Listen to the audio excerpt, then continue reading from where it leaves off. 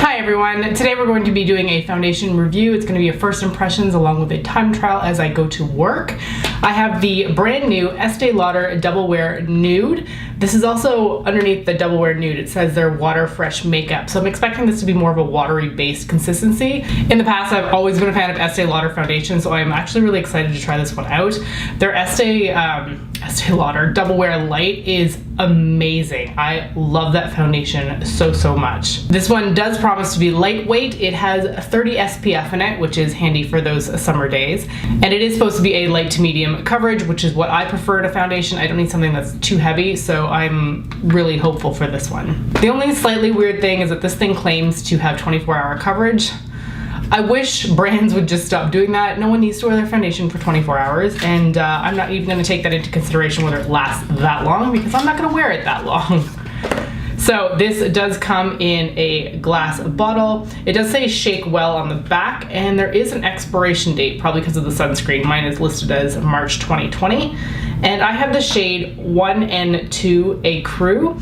I was matched to a slightly deeper shade when I went to the event where we got these, but I told her go down a notch because I had a little bit more color on my skin at the time, and I think I've paled out, so this should be a good batch for me now.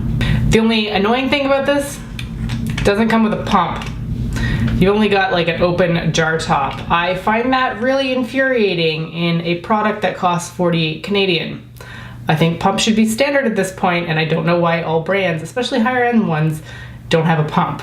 Anyway, let's get into application.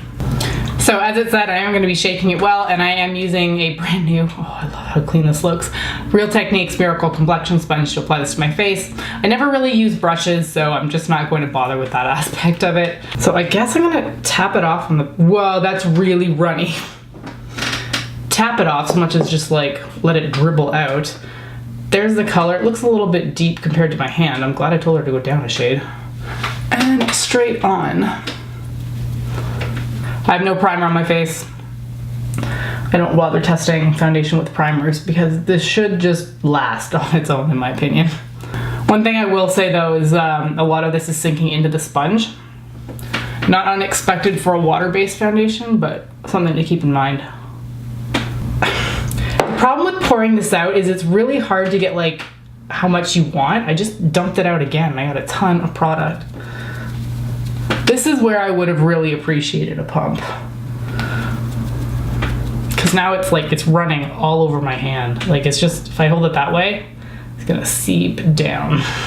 Okay, foundation is on. That applied pretty smoothly. I did layer it up a little bit in areas where I thought it wasn't covering enough, namely around my nose and a little bit on my under eye area. I always point out my broken blood vessel right there. It's always a good indication of how much a foundation covers, if it covers that. So it's still showing through. I definitely consider this a light coverage foundation. I could build it up to medium in certain areas, but I still wouldn't consider it medium coverage. This is definitely in the light area to me. I can still see my freckles, which I like, and it feels pretty weightless. It is still slightly drying down. It's taking a little bit longer, but I guess that's maybe because it's water-based, so it's kind of like my skin is drying.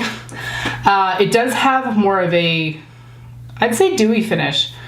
It's more of a natural sheen. I can see like hints of glow coming through my skin, and again, I don't have primer on, so that's just from the foundation.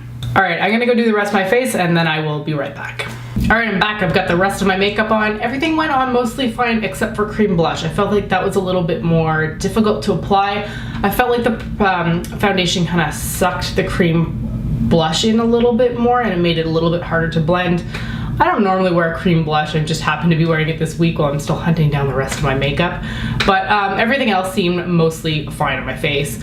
And I just remembered, I forgot to say this earlier, I am a more dry skinned person. I go a little bit oily throughout the summer, but I would classify my skin as more dry than oily. I'm also usually matched to a MAC NW20, but because I have a lot of pink undertones in my skin, I do like to counteract that by applying more yellow based foundations, so long as they're not too yellow. I just like to neutralize the color on my face. So I'm gonna head to work now. It is currently 8:06 p.m. I'm not sure how visible that's gonna be because I have a white background here. And I will be home around 5 o'clock and we will see how it wore throughout the day. All right, I am back. It is currently 5:35 p.m. I'm home from work, and I don't think my face has really changed. I have to say, I think the most remarkable thing about this foundation is that it was unremarkable, which is kind of how I want my foundation to be. I checked my face a few times throughout the day expecting to see something different. And honestly, no, it never moved around. I never got super oily anywhere. I think it did lift a little bit off my nose, but my nose is a problem area and it never really, no foundation really ever sticks that well there. One of the more interesting things about this foundation, and it wasn't intentional that I did this, but I completely forgot to put a serum and a moisturizer on my face this morning after I showered. This is not a step that I ever skip. It just so happened that with the new condo move, my routine is a little bit out of whack, so I just completely forgot. And normally that would mean that my face feels like a desert, like it's just really uncomfortable throughout the day. I didn't have that, so that's very strange for me to have not applied moisturizer, applied foundation, and not felt like my skin was really dry all day. So I thought that was pretty interesting. I don't know anything about ingredients. I couldn't even tell you if there's something in here that's supposed to be moisturizing, but for me, it worked out really well, given that I forgot moisturizer entirely. Now I'm gonna take a look a little bit up more close and see if I see anything that looks a little bit bizarre, and I don't. I don't see anything weird. I think my blush actually stayed in put quite well. I mentioned this morning that I felt like the blush had been eaten a little bit by the foundation. It's actually stayed in place really well, so I think that, you know, whatever got absorbed while I was putting it on didn't really matter because I applied a little bit more and that has locked in place and stayed on top. So in general, I have to say I've really enjoyed the Double Wear Nude foundation. It is a very lightweight foundation. It is on the sheer side of things, but that's what I like in a foundation. I don't always want something super heavy coverage or thick.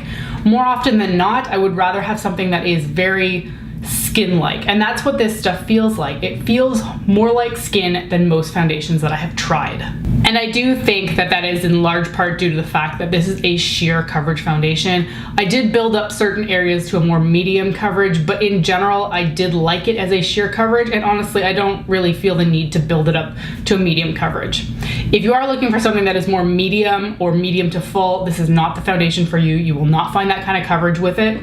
But that's okay. Not every foundation has to be full coverage. My largest complaint with this has to be the packaging, however. Yes, it's a lovely, beautiful glass bottle, but it doesn't have a pump. And that doesn't make any sense for a high-end foundation with a really liquid formula to have no pump. Dumping this on my hand was a mess. First, I had not enough product to cover my face, and then I had too much product and I had to wipe that away. So I found that kind of frustrating. I'm sure I can find a pump somewhere to use on this, but like I shouldn't have to go hunting for a pump on a product that is already close to $50. That aside, I do clearly like this foundation. It wore well, it stayed relatively the same throughout the entire day. I wasn't extra shiny anywhere, and that's all I really want in my foundation. Light coverage, not extra like saturated with oil anywhere, and it holds up. I'm not going to be testing it for the 24 hours because that is totally unnecessary in my book, but for the workday between 8 to 5 or 5:30, this is perfectly fine for me. All right, I'm gonna wrap it up there. I hope you enjoyed the review. Let me know your thoughts if you've tried out the Estee Lauder Double Wear Nude. I would like to hear your opinions on it, and I will catch you next time. Bye.